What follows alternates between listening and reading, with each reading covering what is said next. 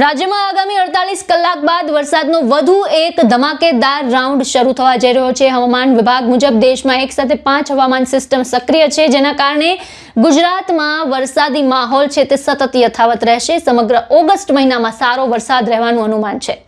5 થી 14 ઓગસ્ટ દરમિયાન દક્ષિણ ગુજરાત અને દક્ષિણ સૌરાષ્ટ્રમાં ફરી ભારેથી અતિભારે વરસાદ પડી શકે છે।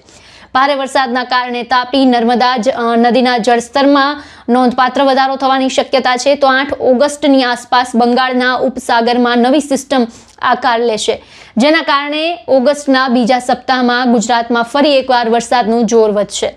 તમામ નાગરિકો અને ખેડૂતોને હવામાન અંગેની આગાહીને ધ્યાનમાં રાખીને જરૂરી સાવચેતી રાખવા પણ અપીલ કરાઈ છે। આ તરફ હવામાન નિષ્ણાત અંબાલાલ પટેલે શું આગાહી કરી છે તે પણ સાંભળી લો। આગામી 48 કલાકમાં ગુજરાતના છૂટાછવાયા ભાગોમાં વરસાદ થવાની શક્યતા રહેશે।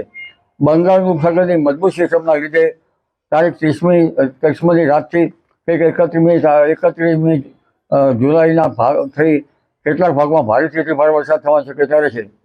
આ ઉપરાંત દક્ષિણ ગુજરાતના ભાગોમાં પણ ભારેથી અતિભારે વરસાદ થવાની શક્યતા રહેશે। દક્ષિણ સૌરાષ્ટ્રના ભાગોમાં પણ ભારે વરસાદ થવાની શક્યતા રહેશે।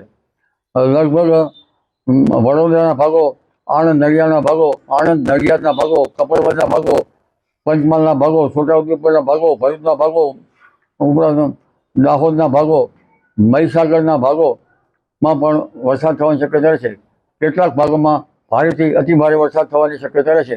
કોઈ ભાગમાં 4 ઇંચ, 5 ઇંચ, તો ક્યાંક 8 ઇંચ, 10 ઇંચ અને તેથી વધુ વરસાદ થવાની શક્યતા રહેશે।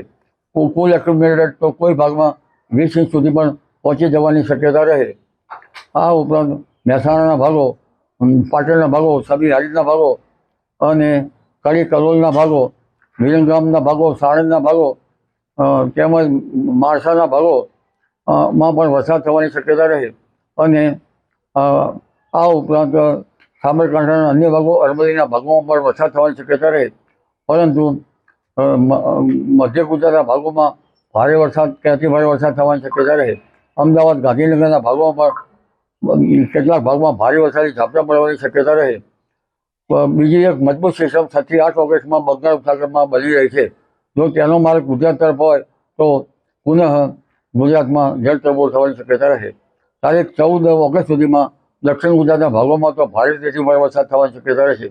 હમણાં તારીખ 3 સુધીમાં નવસારીના ભાગો અને દાહોદના વલસાડના ભાગોમાં ભારેથી અતિભારે વરસાદ થવાની શક્યતા રહે। તારીખ 14 સુધીમાં તાપી નદીનું જળસ્તર વધી શકે અને કેટલાક ભાગમાં પૂરની સ્થિતિ પણ બની શકે। એટલે આ વરસાદી વહાણના કારણે ઘણા ભાગોમાં વરસાદ થવાની શક્યતા રહેશે। કચ્છના ભાગોમાં પણ વરસાદ ઝાપટા પડવાની શક્યતા રહેશે। પશ્ચિમ સૌરાષ્ટ્રના ભાગોમાં પણ ત્યાં ઘરમાં વરસાદ ઝાપટા પડવાની શક્યતા રહેશે। સૌરાષ્ટ્રના ઘણા ભાગોમાં વરસાદી ઝાપટા પડવાની શક્યતા રહેશે।